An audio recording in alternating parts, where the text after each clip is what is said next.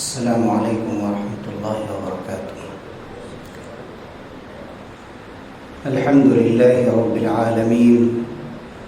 والصلاة والسلام على سید الانبیاء والمرسلین سیدنا محمد وعلى آلہ واصحابہ اجمعین ومن تبعهم بإحسان ودعا بدعوتهم إلى يوم الدين أما بعد فأعوذ بالله من الشيطان الرجيم بسم الله الرحمن الرحيم إنما المؤمنون الذين إذا ذكر الله وجلت قلوبهم وإذا تليت عليهم آياته زادتهم إيمانا وعلى ربهم يتوكلون وقال النبي صلى الله عليه وسلم لا يلج النار رجل بكى من خشية الله حتى يعود اللبن في الضرع۔ میرے محترم بزرگوں، عزیز بھائی اور دوستوں، یہ محض اللہ رب العزت کا فضل ہے اور اس کی توفیق ہے کہ ہم نماز جمعہ کے لیے حاضر ہوئے، اور ہمارا مقصد اللہ کے گھر میں حاضر ہونے کا یہی ہے کہ ہم اللہ کی عبادت کریں، اپنے گناہوں کی معافی چاہیں، اس کے حضور سجدریز ہوں، دعائیں کریں، اپنے رب سے استغفار کریں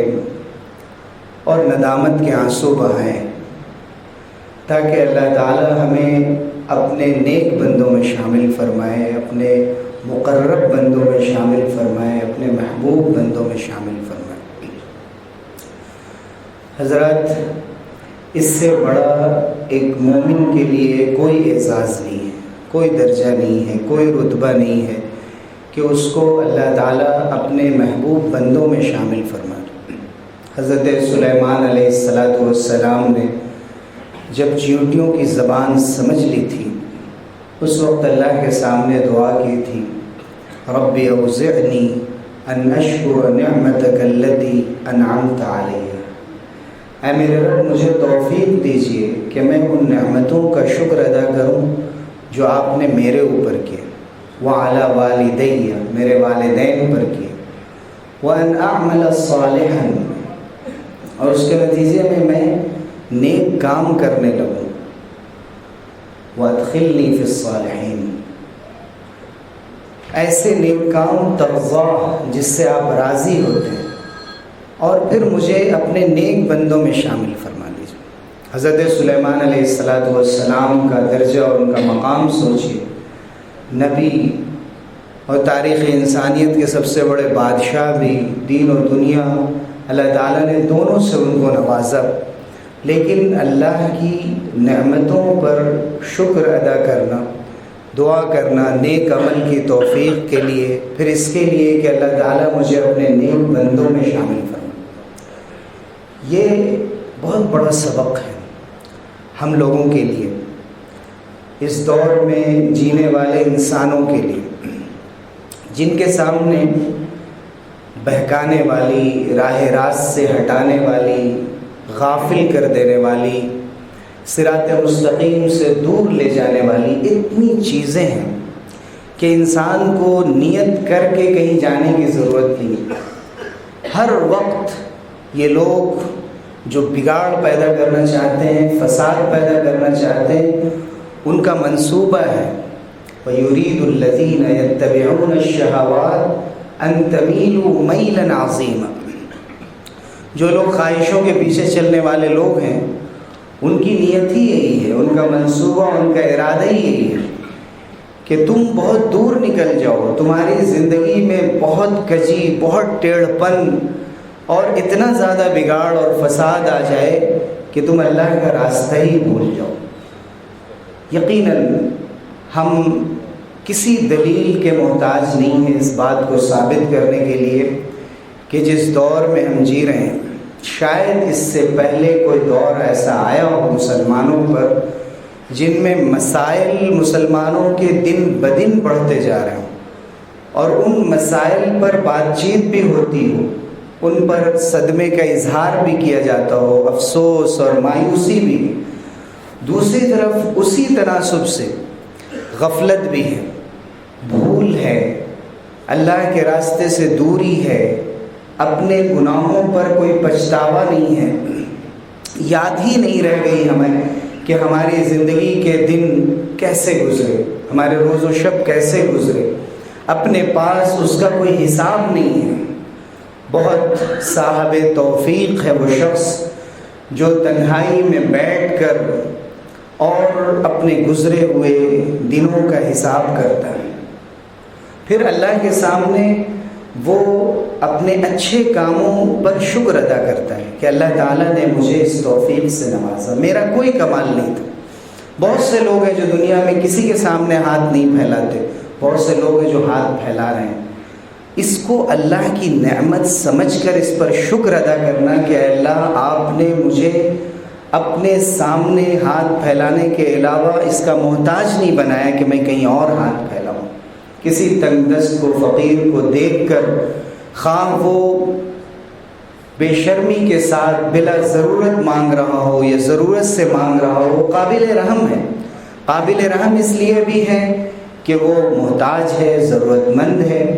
اور اگر ضرورت مند نہیں ہے پھر بھی ہاتھ پھیلا رہا تو اور زیادہ رحم کے قابل ہے، اور زیادہ اپنے حال کو دیکھ کر اللہ کا شکر ادا کرنے کی ضرورت ہے کہ الحمدللہ الذی عافانی مما ابتلاہ بہ، اس اللہ کی تعریف جس نے مجھے اس چیز سے بچایا جس میں اس کو مبتلا کیا، خواہ وہ بلا ضرورت کر رہا ہو یا ضرورت سے کر رہا ہو، لیکن ہمیں تو اللہ نے بچا لیا، اس میں ہمارا کوئی کمال نہیں۔ زندگی میں ہم بہت سے کام اچھے کرتے ہیں اور سمجھتے ہیں کہ ہماری عقل، ہماری ذہانت، ہمارا خاندان، ہماری شرافت، ہمارا علم، ہماری تربیت صحیح ہے، لیکن اگر اللہ کی توفیق نہ ہو تو اس سے زیادہ بہتر ماحول میں زندگی گزارنے والے لوگ بسا اوقات ان نیکیوں سے محروم ہو جاتے ہیں جن نیکیوں کی توفیق اللہ نے ہمیں عطا فرما دی۔ تو ہمیشہ چیزوں کو اللہ کی طرف منسوب کرنے کی عادت بنانا اور اپنے آپ کو اس طور پر اللہ کے سامنے پیش کرنا کہ اے اللہ میں آپ کی معافی کا ہر حال میں محتاج ہوں، میں کبھی بے نیاز نہیں ہو سکتا آپ کی رحمت سے، آپ کی مغفرت سے، آپ کی مہربانی سے، آپ کی خاص توجہ سے۔ اس لیے حضور اکرم صلی اللہ علیہ وسلم نے جو ان 7 لوگوں کا تذکرہ فرمایا جو عرش کے سائے تلے ہوں گے جس دن اللہ کے عرش کے سائے کے سوا کوئی سایہ نہ ہوگا، تو فرمایا رجل ذکر اللہ خالیا ففاضت عینا، کہ ان میں ایک شخص وہ بھی ہوگا جس نے تنہائی میں اللہ کو یاد کیا، اس کی آنکھیں بہہ پڑی، رو پڑا، اللہ کی عظمت کو یاد کر کے، اس کی مہربانیوں کو یاد کر کے، اور اپنی کوتاہیوں کو یاد کر کے، اپنے گناہوں کو یاد کر کے وہ رو پڑا، اس کے آنسو نکل پڑے۔ حضور اکرم صلی اللہ علیہ وسلم نے ایسے شخص کی فضیلت بیان فرمائی۔ حضور اکرم صلی اللہ علیہ وسلم نے فرمایا کہ 2 آنکھیں ہیں جن پر جہنم کی آگ حرام کر دی گئی، عینانی لا تمسہم النار، 2 آنکھوں کو، 2 قسم کی آنکھوں کو آگ چھو کر نہیں جائے گی، عین بکت من خشیت اللہ، ایک وہ آنکھ جو اللہ کے خوف سے رو پڑی ہو، اس کے آنسو چھلک پڑے ہوں، اور وہ ایک آنکھ عین باتت تحرس فی سبیل اللہ، دوسری وہ آنکھ جو اللہ کے راستے میں مسلمانوں کی حفاظت کرنے کے لیے رات بھر اسلامی سرحد پر حفاظت کر رہی ہو، نگرانی کر رہی ہو اور رات گزار رہی ہو۔ حضور اکرم صلی اللہ علیہ وسلم نے فرمایا کہ لا یلج النار رجل بکا من خشیت اللہ، ایسا شخص کہ جو اللہ کے خوف سے اور اللہ کو یاد کر کے رو پڑا ہو، وہ ہرگز جہنم میں داخل نہیں ہو، چونکہ اسے ندامت ہے، افسوس ہے اپنے کیے پر، اپنے گناہوں کی معافی کے لیے وہ بے قرار ہے، بے تاب ہے۔ فرمایا حضور اکرم صلی اللہ علیہ وسلم نے کہ جیسے حتی یعود اللبن فی الضرع، جیسے کہ جانور کے تھن سے نکلا ہوا دودھ تھن میں واپس نہیں ہو سکتا، جیسے یہ بات ناممکن ہے، ایسے یہ بھی ناممکن ہے کہ اپنے سامنے رونے والے اور گڑ گڑانے والے، آنسو بہانے والے اور شرمسار ہو جانے والے کسی شخص کو اللہ تعالیٰ اٹھا کر جہنم میں ڈال دے۔ تو یہ حضور اکرم صلی اللہ علیہ وسلم کی خوشخبری ہے،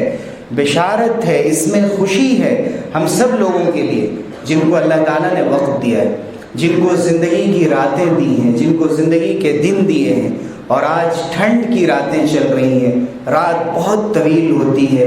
اتنی طویل اور لمبی رات میں راتوں کو اٹھ کر اللہ کے سامنے تنہائی میں مانگنا اور اپنے کیے پر پچھتانا اور اس بات کا فیصلہ کرنا اور اللہ سے توفیق مانگنا کہ اللہ تعالیٰ ہمیں اپنے سیدھے راستے پر لے آئے، ہمیں ان گناہوں سے، ان معصیتوں سے بچا لے جن میں ہم ملوث ہو گئے ہیں، جانے میں انجانے میں۔ کبھی ہم اس کی جسٹیفیکیشن دے دیتے ہیں، کبھی اس کی کوئی تعویل کر لیتے ہیں اور اس میں لگے ہوئے زندگی گزرتی جا رہی ہے، آج کر لیں گے، کل کر لیں گے۔ لیکن جو عقل مند ہوتا ہے وہ ہمیشہ اس بات پر نظر رکھتا ہے کہ اگر ہم اللہ کے سامنے سجدریز ہو جائیں اور اللہ سے مانگ لیں، جیسے ہماری نگاہیں ہیں اللہ کی دی ہوئی امانت، ان نگاہوں سے کتنے گناہ ہوتے ہیں، آنکھیں لگتا ہے پتھرا گئی ہیں، پتھر ہو گئی ہیں کہ ان آنکھوں سے آنسو نہیں بہتے، اس لیے کہ ہماری آنکھیں خیانت کرتی۔ اللہ یعلم خائنۃ الاعین وما تخفی الصدور، سینوں میں ہم نے کیا چھپا رکھا ہے، ہماری آنکھیں اس امانت کے ساتھ کہاں خیانت کر رہی ہیں، یہ اللہ رب العزت کو معلوم ہے۔ اللہ کے اس علم کا استحضار کرتے ہوئے ہر وقت دھیان میں لا کر اگر انسان اپنی ان آنکھوں سے کیے ہوئے گناہوں پر توبہ کرے اور سوچے کہ ان آنکھوں کو اللہ نے کتنا قیمتی بنایا ہے، انہی آنکھوں کے ذریعے سے ہم قرآن مجید کی آیات پڑھتے ہیں، اس کے حروف دیکھتے ہیں، انہی آنکھوں کے ذریعے سے ہم دیدار کریں گے حضور اکرم صلی اللہ علیہ وسلم کی ذات گرامی کا، انہی آنکھوں کے ذریعے سے ہم اپنے رب کا دیدار کریں گے۔ کہیں ایسا تو نہیں ہے کہ ہمیں دیکھ کر اللہ اپنی نگاہیں پھیر لے؟ اللہ تعالیٰ ایسے زمرے سے ہمیں محفوظ رکھے۔ بہت سے لوگوں کے بارے میں حدیث میں ہے، قرآن مجید میں ہے کہ ان کی طرف اللہ تعالیٰ نگاہ نہیں ڈالے گی، نگاہیں پھیر لے گا ان سے۔ ہمیشہ حضرت عمر رضی اللہ عنہ کا جو طریقہ تھا کہ حضرت حذیفہ سے پوچھتے تھے، جب ان کو معلوم ہوا کہ ان کے پاس منافقوں کی فہرست ہے، ان کو حضور صلی اللہ علیہ وسلم نے ایک ایک منافق کا نام بتا دیا ہے، تو حضرت عمر رضی اللہ عنہ کو اطمینان نہیں تھا اپنے اوپر۔ ہمارے درمیان ہم جیسے لوگوں کو جتنا اطمینان ہوتا ہے اپنے اوپر کہ ہم ان لوگوں میں نہیں ہیں، کم سے کم ہم اس فہرست میں تو نہیں آتے، لیکن انسان کا ایمان اللہ پر جتنا زیادہ گہرا ہو اتنا زیادہ اس کو اللہ کا خوف ہوتا ہے، اور اللہ کے خوف کا مطلب ہے اللہ کے پکڑ کا ڈر، کہ اللہ تعالیٰ اس دن پوچھ لے تو ہم کیا جواب دیں گے۔ تو حضرت حذیفہ سے پوچھ رہے ہیں کہ کہیں اس میں میرا نام تو نہیں؟ جو لوگ ظاہری طور پر ایمان لانے والے ہیں اور اندر ان کے دل میں ایمان اترا ہی نہیں ہے، وہ منافق ہیں، اور حضور صلی اللہ علیہ وسلم کو اللہ کی طرف سے بتا دیا جاتا تھا منافقین کے بارے میں۔ تو حضرت عمر ابن خطاب رضی اللہ عنہ کی تواضع دیکھیے، عاجزی دیکھیے، حضور صلی اللہ علیہ وسلم کی تربیت دیکھیے کہ وہ پوچھ رہے ہیں کہ کہیں اس میں میرا تو نام نہیں۔ قرآن مجید میں جہاں یہ فرمایا گیا کہ لقد انزلنا الیکم کتابا فیہ ذکرکم، ہم نے ایک ایسی کتاب تمہارے اوپر نازل کی، تمہارے پاس بھیجی ہے کہ جس میں تمہارا تذکرہ ہے۔ قرآن مجید میں اللہ کے بہت نیک بندوں کا بھی تذکرہ ہے، ان لوگوں کا بھی تذکرہ ہے جو بالکل غافل ہونے والے ہیں، ان کا بھی تذکرہ ہے جو اللہ کے باغی اور مجرم ہیں، قوم عاد ہے اور قوم سمود ہے اور قوم لوط ہے، قوم شعیب ہے۔ اس کو اللہ نے ہر طرح کی نعمتوں سے نواز دیا، لیکن ان کو کسی بات کا خوف نہیں ہوتا تھا۔ وہ تو اپنے نبیوں سے کہتے تھے کہ فَأْتِنَا بِمَا تَعِدُنَا إِن كُنْتَ مِنَ الصَّادِقِينَ، اگر سچے ہو تو لے آؤ عذاب، ہمیں تو ذرہ برابر بھی اس بات پر یقین نہیں۔ اس طرح کے ہٹ دھرم اور ضدی لوگ تھے، لیکن حضور اکرم صلی اللہ علیہ وسلم کا فیضان ہے کہ انہوں نے امت کو اتنا بڑا سرمایہ حدیث کی شکل میں دے دیا، حضور کی سیرت کی شکل میں موجود ہے۔ جب ہم حضور کی سیرت پڑھتے ہیں اور دیکھتے ہیں کہ حضور صلی اللہ علیہ وسلم کا خود کیا حال تھا، حضور صلی اللہ علیہ وسلم کا اللہ کے ساتھ کیسا تعلق تھا، اللہ کی معرفت کیسی تھی۔ آپ بدر کو یاد کیجئے کہ بدر میں مسلمانوں کی کتنی تھوڑی تعداد تھی۔ حضور اکرم صلی اللہ علیہ وسلم کے لیے ٹیلے کے اوپر چھپر نما ایک مکان بنایا گیا تھا جسے عریش کہتے تھے۔ حضور صلی اللہ علیہ وسلم میدان میں آئے، آپ نے جائزہ لیا، صفیں درست کی،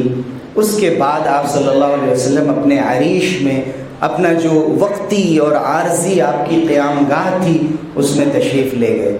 پھر آپ نے کیا کیا؟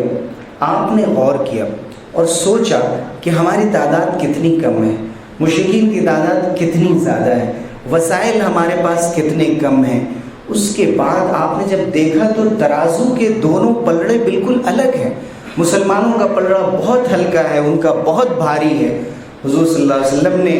اپنے مالک الملک، شہنشاہ حقیقی، شہنشاہ کونین کے سامنے ہاتھ پھیلا دی کہ اللہ میں ایک ایسا پاسنگ اس ترازو پہ رکھ رہا ہوں کہ جس سے مسلمانوں کا وزن بڑھ جائے، اور وہ وزن ہے کہ آپ کی توجہ ہو جائے۔ ہمارے پاس کچھ بھی نہیں ہے، ہمارے پاس صرف آپ ہیں، آپ کے بھیجے ہوئے فرشتے ہیں۔ آج میں صرف مجھے اس کا آسرا ہے، اور بہت بےتاب ہو کر، بہت بے قرار ہو کر، روتے روتے آپ کی چادر مبارک شان مبارک سے گر پڑی۔ حضرت ابوبکر صدیق رضی اللہ عنہ کو دیکھا نہیں جا رہا تھا۔ آپ نے فرمایا کہ بس کیجئے اللہ کے رسول، ضرور اللہ سن لے گا۔ حضور صلی اللہ علیہ وسلم فریاد کرتے ہیں، اللہم انجزنی ما وعدتنی، اے اللہ جو آپ نے مجھ سے وعدہ کیا آج پورا کر دیجئے۔ اللہم نصرہ، اے اللہ صرف آپ کی مدد کی ضرورت ہے۔ کبھی کہتے اللہم ان تہلک هذه العصابہ لا تعبد بعدها فی الارض،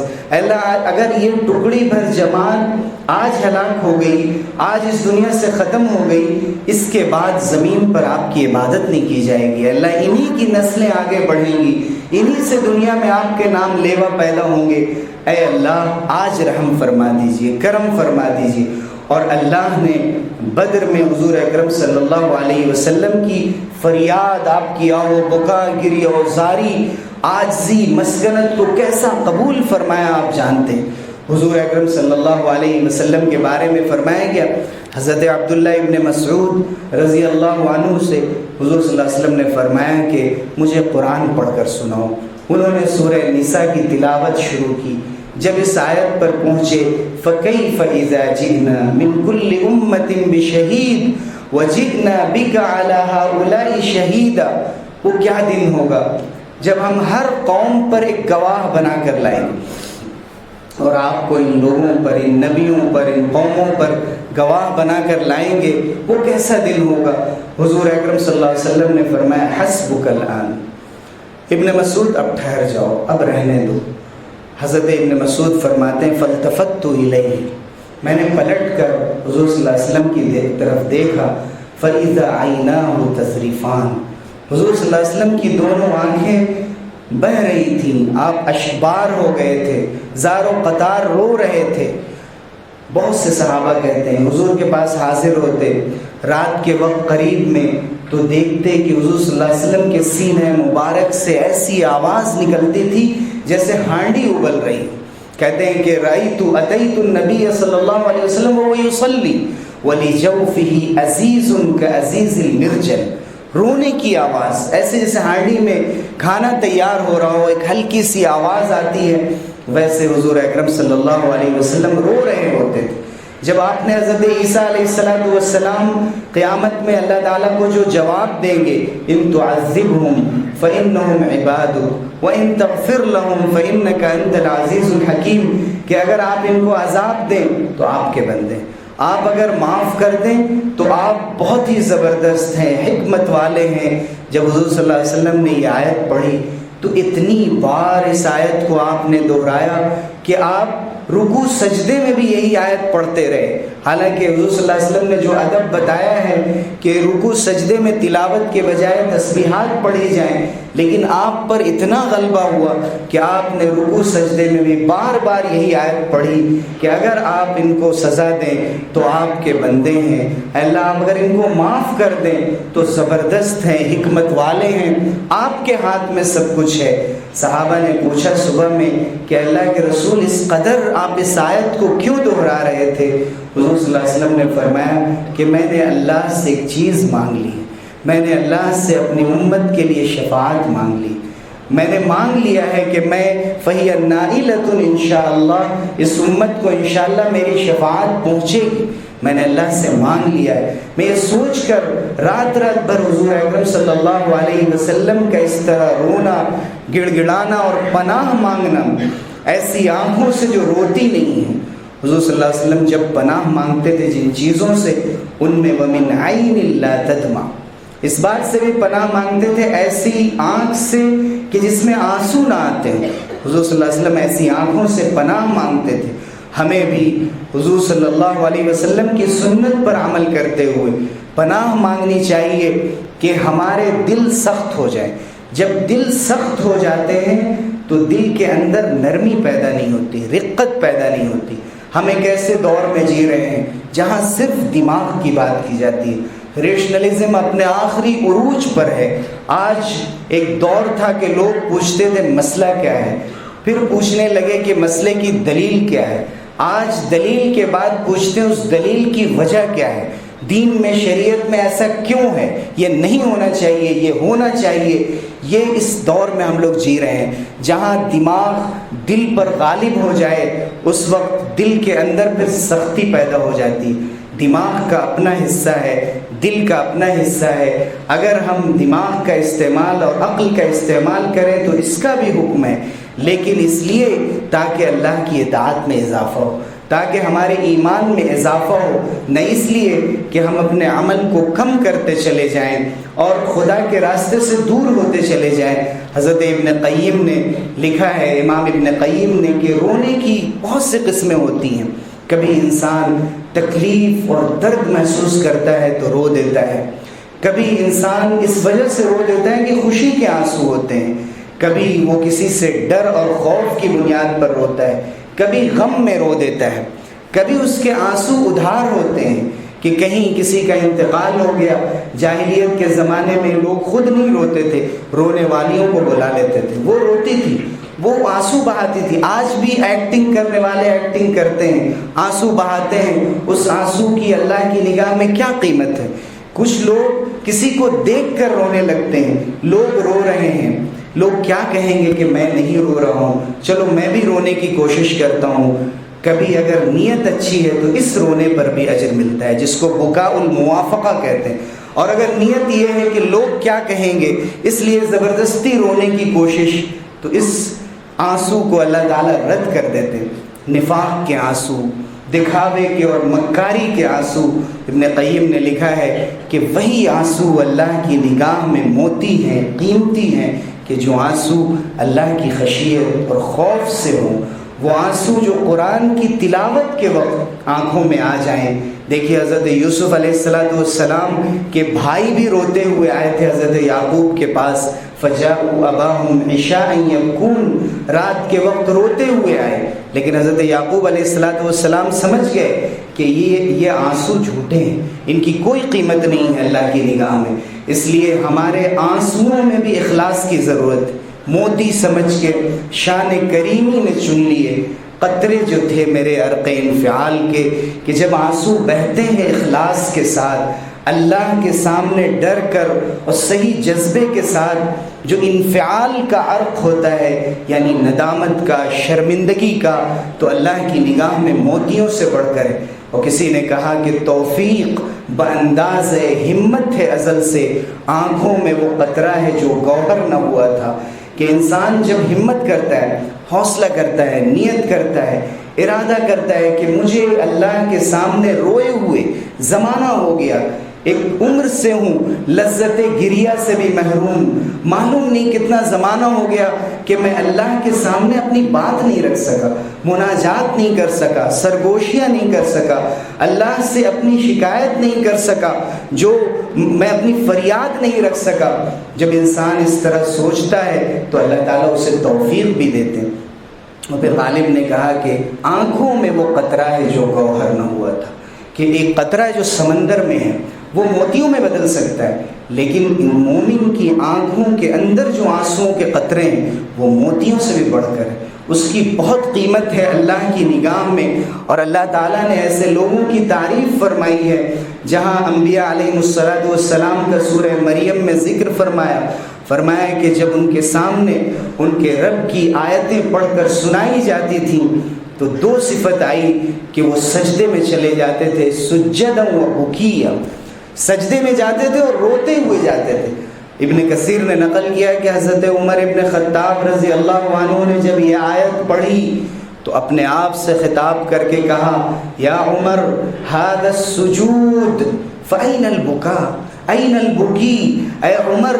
سجدہ تو تم کر رہے ہو لیکن رونا کہاں سے لاؤ گے، آنسو کہاں سے لاؤ گے؟ رونے کی کوشش کرو اللہ کے سامنے، آنسو بہانے کی کوشش کرو اللہ کے سامنے، اپنے گناہوں سے معافی مانگنے کی کوشش کرو، دلوں کی سختی کو دور کرو، رحم دلی اپنے اندر پیدا کرو، اپنے اندر جذبات ایسے پیدا کرو کہ انسان کے اندر جھکاؤ پیدا ہو۔ سورہ انفال میں فرمایا گیا کہ وہ مومن جو حقیقت میں مومن ہے کہ جب اللہ کا ذکر ان کے سامنے ہوتا ہے وجلت قلوبہم، تو ان کے دل کانپ اٹھتے ہیں، ڈر جاتے ہیں، ان کے ایمان میں اضافہ ہوتا ہے، رب پر بھروسے اور توکل میں اضافہ ہوتا ہے، نماز قائم کرتے ہیں، جو کچھ ہم نے دیا اس میں سے خرچ کرتے ہیں۔ اولئک هم المؤمنون حقا، یہی وہ لوگ ہیں جو حقیقت میں اہل ایمان ہیں۔ لہم درجات عند ربہم، رب کے پاس ان کے لیے درجات ہیں، بڑے بڑے مراتب ہیں، مغفرت ہے اور عزت کی روزی ہے۔ بہت سے علماء کرام بزرگان دین جب رات میں قرآن مجید کی تلاوت کرتے، حضور صلی اللہ علیہ وسلم کی اس ہدایت پر عمل کرتے، حضور نے فرمایا تھا ان هذا القرآن نزل بحزن